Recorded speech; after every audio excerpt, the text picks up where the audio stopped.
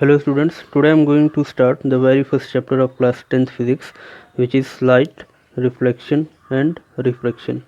Basically this chapter is divided into two parts. First one is reflection and other one is refraction. One by one we will discuss both topics. So first we start reflection. First of all, I will write some basic or important topics of reflection, or in short the overview of this topic. So write down in your copies.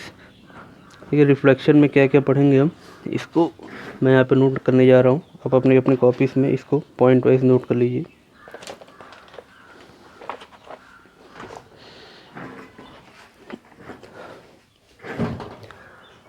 तो सबसे पहला topic होगा हमारा first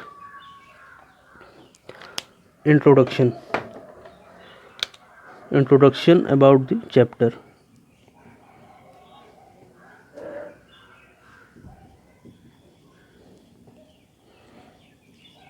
second topic is reflection of light.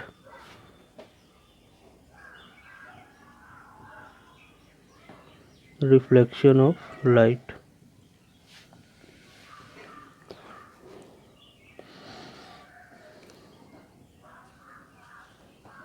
Third one is laws of reflection.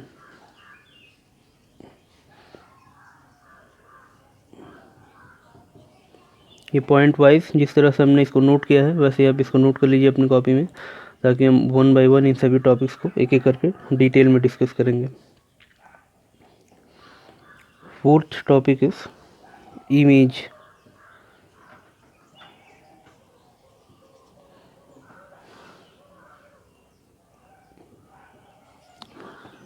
Fifth spherical mirrors.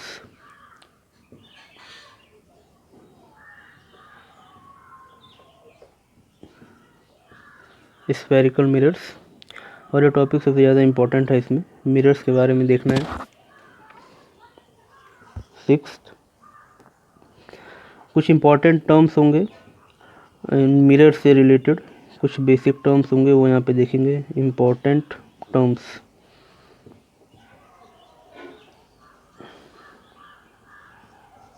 Seventh sign convention.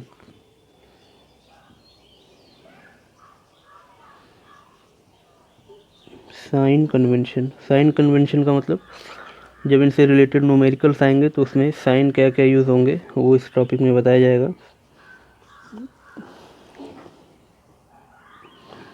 Eighth image formation.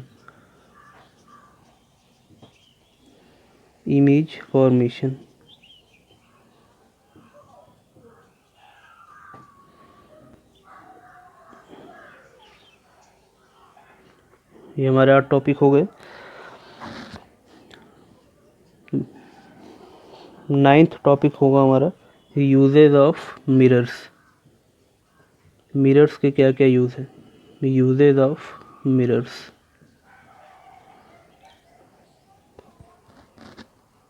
Tenth अब इस topic पे ये जो 10वां टॉपिक हमारा मिरर फार्मूला, इस टॉपिक पे सबसे ज़्यादा न्यूमेरिकल्स बनते हैं, तो इसके क्वेश्चंस की भी प्रैक्टिस काफ़ी अच्छे से करनी पड़ेगी. मिरर फार्मूला की आपके एनसीईआरटी बुक में भी काफ़ी अच्छे से क्वेश्चन दिए हुए हैं और बोर्ड एग्जाम में भी काफ़ी अच्छा इसका वेटेज होता है, तो इसको आप इम्पोर्टेंट कर लेंगे. Mirror formula.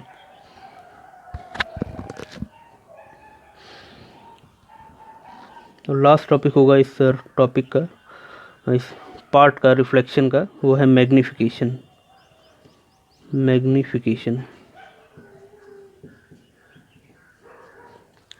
तो ये टोटल 11 टॉपिक्स हैं इस टॉपिक के रिफ्लेक्शन पार्ट के.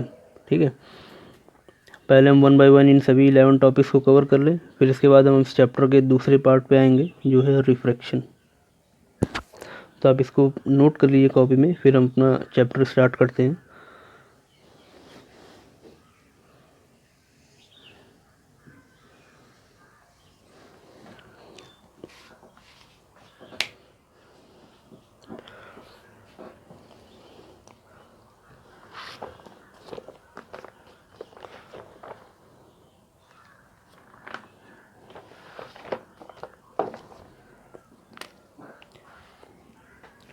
Okay, so now we start our the first topic of this chapter, introduction.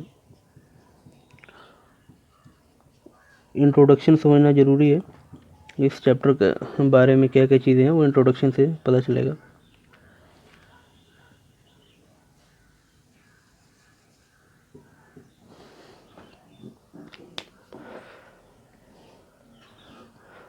The very first question arises in this chapter is what is light? Light क्या होता है? Light को कैसे define करेंगे? Light क्या चीज़ है? इसकी डेफिनेशन सबसे पहले कॉपी में नोट कीजिए. लाइट क्या है? Light is a form of energy. Light is a form of energy which produces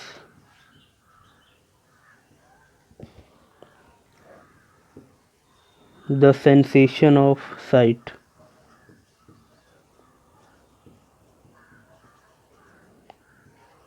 Which produces the sensation of sight. Light is a form of energy which produces the sensation of site. मतलब light एक energy का form है जो कि क्या करता है? Sensation of site, यानी किसी भी चीज़ को देखने में मदद करता है. लाइट एक एनर्जी का फॉर्म है जिसकी मदद से हम किसी भी चीज़ को देख पाते हैं. जैसे अगर हम एग्जांपल के तौर पे बताएं, हम किसी भी ऑब्जेक्ट को कैसे देख पाते हैं? उसके लिए सबसे पहले ज़रूरी होता है कि एक लाइट का सोर्स हो. जैसे यहाँ पर अगर हम एक कैंडल बना दें, कैंडल, तो ये कैंडल क्या है? ये लाइट का सोर्स है, यानी ये लाइट को एमिट कर रहा है. तो सबसे पहले एक चीज़ और आप नोट कर लीजिए कॉपी में कि सोर्स क्या होता है. सोर्स बोले या ल्यूमिनस ऑब्जेक्ट बोले, एक ही बात है. लूमिनस ऑब्जेक्ट यानी ऐसा ऑब्जेक्ट जो लाइट को एमिट करेगा. विच एमिट लाइट.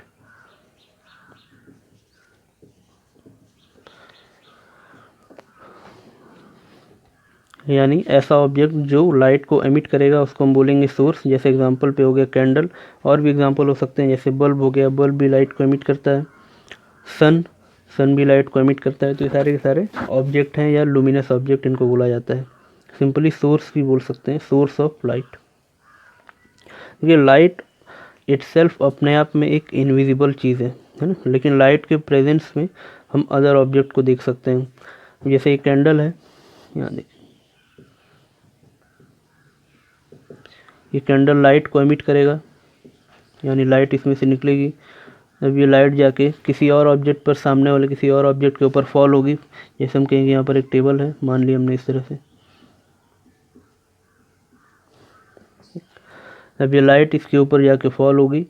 फॉल होने के बाद ये लाइट को रिफ्लेक्ट कर देगा, यानी लाइट को वापस रिफ्लेक्ट करेगा इस तरह से. और यहाँ पर कोई एक ऑब्जर्वर खड़ा, कोई एक पर्सन खड़ा है, मान लिया हमने.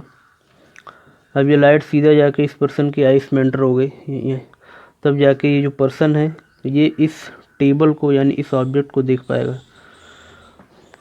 तो देखा आपने, यानी किस तरह से कोई भी पर्सन या हम लोग किसी भी ऑब्जेक्ट को कैसे देख पाते हैं? लाइट के प्रेजेंस में. यानी लाइट को नहीं देख पाएंगे, लेकिन लाइट जब इस ऑब्जेक्ट के ऊपर फॉल होगी, ये ऑब्जेक्ट लाइट को रिफ्लेक्ट करेगा. रिफ्लेक्ट होने के बाद लाइट इस पर्सन के आइस में जाएगी, तब ये पर्सन इस ऑब्जेक्ट को देख पाएगा. यानी the person is able to see the object whenever object reflect the light. तो इस डायग्राम को भी आप इस तरह से समझने के लिए बना सकते हैं कि किसी भी चीज़ को हम कैसे देख पाते हैं. ठीक है, यहाँ पे आप चाहें तो नोट पॉइंट करके लिख भी सकते हैं इस तरह से.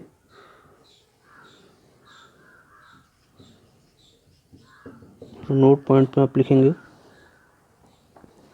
The light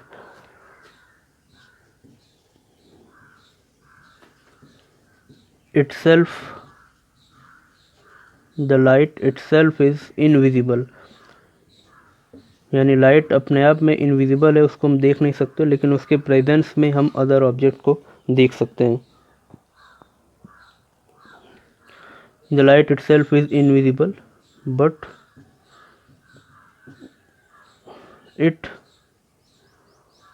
able to see other objects, but it able to see other object in their presence.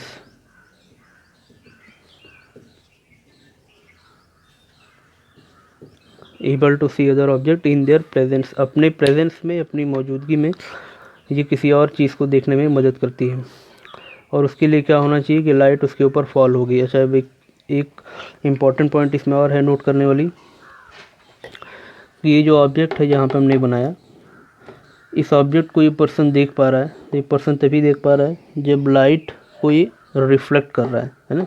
अगर ऐसा होता है कि जो ऑब्जेक्ट है टेबल, ये लाइट को रिफ्लेक्ट नहीं कर पा रहा है, यानी लाइट यहाँ से आई और इसने लाइट को पूरा एब्जॉर्ब कर लिया, तो जब ये लाइट को एब्जॉर्ब कर लेगा, लाइट को रिफ्लेक्ट ही नहीं करेगा, तो ये जो पर्सन है इसके आइस में लाइट नहीं आ पाएगी।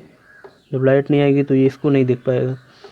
तो यानी कि किसी भी चीज़ को विजिबल होने के लिए ये एक बहुत ही नेसेसरी कंडीशन है कि वो ऑब्जेक्ट जो है वो लाइट को रिफ्लेक्ट करे, वो लाइट का एब्जॉर्बर नहीं होना चाहिए। तो इस चीज़ को भी यहाँ पे नोट कर लेते हैं।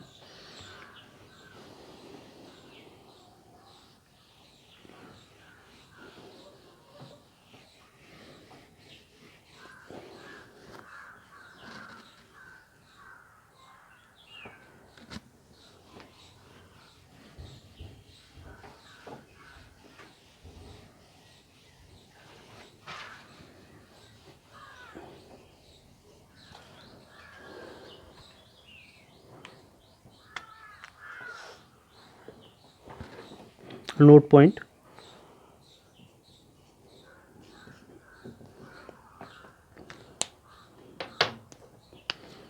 any object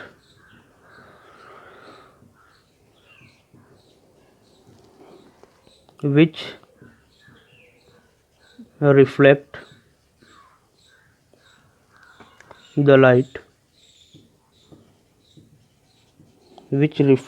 the light, falling on it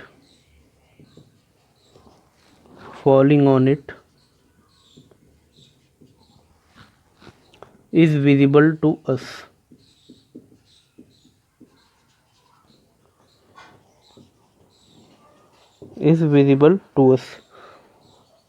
On the other hand,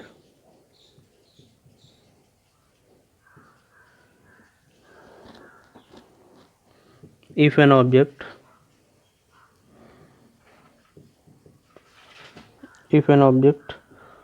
neither emit light nor reflect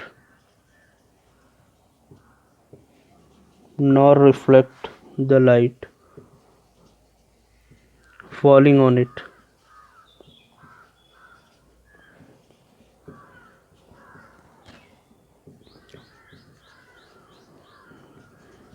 then the object is not visible to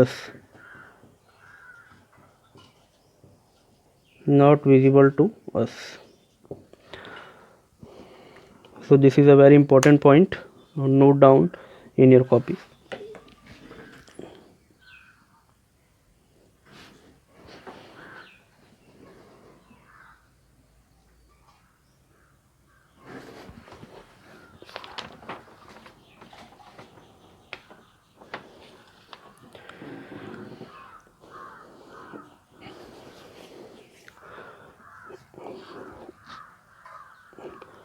So okay students, that's all for today. आज के लिए इतना ही रहने देते हैं। ये हमारा इंट्रोडक्शन पार्ट था, इस चैप्टर का इंट्रोडक्शन कंप्लीट हो गया। अब इसके बाद से मेन चैप्टर में हम एंटर करेंगे नेक्स्ट वीडियो में, तो आप रेगुलर विजिट करते रहिए। जैसे ही अपडेट आएगा नेक्स्ट चैप्टर का, तो उसको शेयर कर दिया जाएगा आपके व्हाट्सएप ग्रुप के ऊपर। Okay, thank you.